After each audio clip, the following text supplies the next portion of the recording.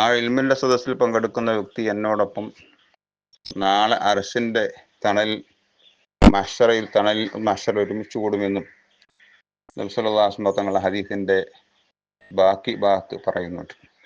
ഇത്രയും വലിയ പുണ്യമാണ് റമദാനിൽ ഇൽമിന്റെ സദസ്സിൽ പങ്കെടുക്കുകയും ഇൽമു പഠിക്കുകയും ചെയ്യുമ്പോൾ കിട്ടുന്നത് എന്ന് നമ്മൾ മനസ്സിലാക്കേണ്ടതുണ്ട്. അതുപോലെ തന്നെ അല്ലാഹു റസൂൽ പറഞ്ഞു, മൻ ദാവമൽ ജമാഅത്തി ഫി റമദാൻ, റമദാൻ മാസത്തിൽ ഒരാൾ ജമാഅത്തിന്റെ മേൽ നിലനിന്നാൽ എല്ലാ നിസ്കാരങ്ങളും ജമാഅത്തായിട്ട് നിർവഹിക്കാൻ അവൻ സന്നദ്ധനാവുകയും അതിനുവേണ്ടി ശ്രമിക്കുകയും അങ്ങനെ അവൻ പ്രവർത്തിക്കുകയും ചെയ്താൽ അഅ്താഹു ബികുല്ലി റക്അത്തിൻ, ആ ജമാഅത്തായി നിസ്കരിക്കുന്ന ഓരോ റക്അത്തിന് പകരം നൽകും മദീനത്തുൻ തംലഉ മിൻ നിഅമില്ലാഹ്, അള്ളാഹുവിന്റെ അനുഗ്രഹങ്ങളാൽ നിറഞ്ഞു നിൽക്കുന്ന ഓരോ തോട്ടങ്ങൾ, ഓരോ പട്ടണങ്ങൾ, മദീന ഒരു പട്ടണങ്ങൾ അള്ളാഹു സുബ്ഹാനഹു വ തആല അവനിക്ക് നൽകും. അള്ളാഹുവിന്റെ നിഅമത്തുകൾ നിറഞ്ഞു നിൽക്കുന്ന ഒരു പട്ടണം, ഓരോ റക്അത്തിനും പകരം ഓരോ മദീന, ഓരോ പട്ടണം അള്ളാഹു സുബ്ഹാനഹു വ തആല നാളെ പരലോകത്ത് അവന് കൊടുക്കും. ഇത് റമദാന്റെ പ്രത്യേകതയല്ലേ.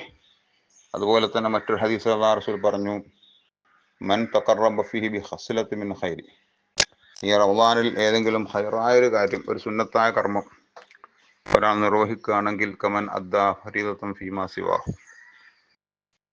റമദാൻ അല്ലാത്ത ഇതര മാസങ്ങളിൽ ഒരു ഫർദ് നിർവഹിച്ചതിന്റെ പ്രതിഫലം സുന്നത്തിന് കിട്ടും. സുന്നത്തായ കർമ്മങ്ങൾക്ക് ഒരു ഫർദിന്റെ പ്രതിഫലം കിട്ടും.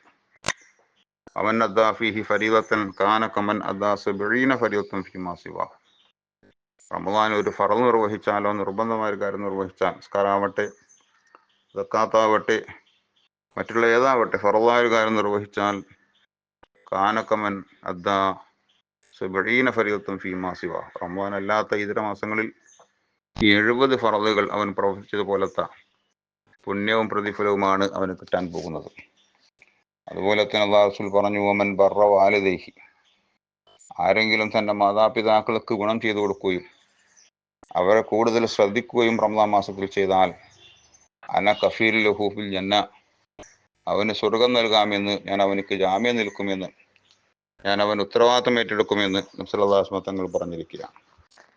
ഇങ്ങനെയുള്ള ധാരാളം പ്രത്യേകതകൾ ഉള്ളൊരു മാസമാണ് റമദാൻ മാസം. ആ റമദാൻ മാസത്തിലാണല്ലോ ഇപ്പോൾ നാം നിലകൊള്ളുന്നത്. അല്ലാഹു സുബ്ഹാനഹു വ തആല നല്ല നല്ല കാര്യങ്ങൾ പഠിക്കാനും ഇൽമിന്റെ സദസ്സിൽ പങ്കെടുക്കുന്നത് പോലെ ഇൽമുകൾ പഠിച്ച് മനസ്സിലാക്കാനും അതുവഴി അല്ലാഹു തആല ഓരോ വർഷത്തെ ഇബാദത്ത് എഴുതപ്പെടുന്ന കൂട്ടത്തിൽ ഉൾപ്പെടാനും അല്ലാഹു സുബ്ഹാനഹു വ തആല നമുക്ക് തൗഫീഖ് നൽകട്ടെ.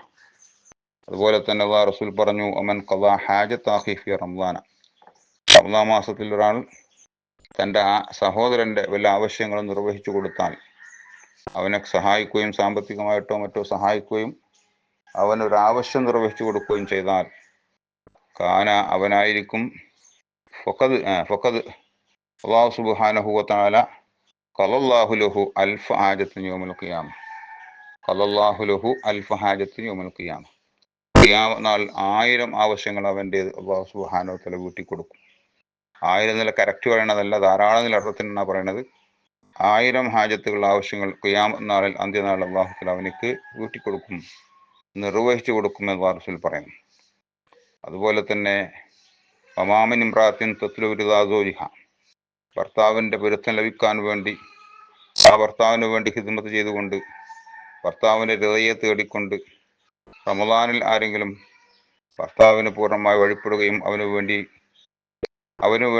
അവൻ്റെ പൊരുത്തത്തിന് വേണ്ടി പരിശ്രമിക്കുകയും ചെയ്താൽ അല്ലാഹു റസൂൽ പറയുന്നു, ലഹ അവൾക്കുണ്ട്, ആ പെണ്ണിനിക്കുണ്ട് സവാബു മറിയമാ വ ആസിയ, മറിയം റളിയല്ലാഹു അൻഹക്കും ആസിർ റളിയല്ലാഹു അൻഹുക്കും അല്ലാഹു നൽകിയതുപോലത്തെ പ്രതിഫലം അല്ലാഹു സുബ്ഹാനഹു വ തആല അവർക്കും നൽകുമെന്നൊക്കെ ഹദീസിൽ വന്നിട്ടുണ്ട്. ഇങ്ങനെയെല്ലാം വളരെ പ്രാധാന്യം അർഹിക്കുന്ന മാസം. ആ മാസത്തിൻ്റെ ഹക്ക് പ്രകാരം അതിനെ സ്വീകരിച്ചുകൊണ്ട് ഇബാദത്തുകൾ കൊണ്ട് അതിനെ ധന്യമാക്കാൻ അല്ലാഹു നമുക്ക് തൗഫീഖ് ചെയ്യട്ടെ. ആമീൻ. അസ്സലാമു അലൈക്കും വറഹ്മത്തുള്ളാഹി.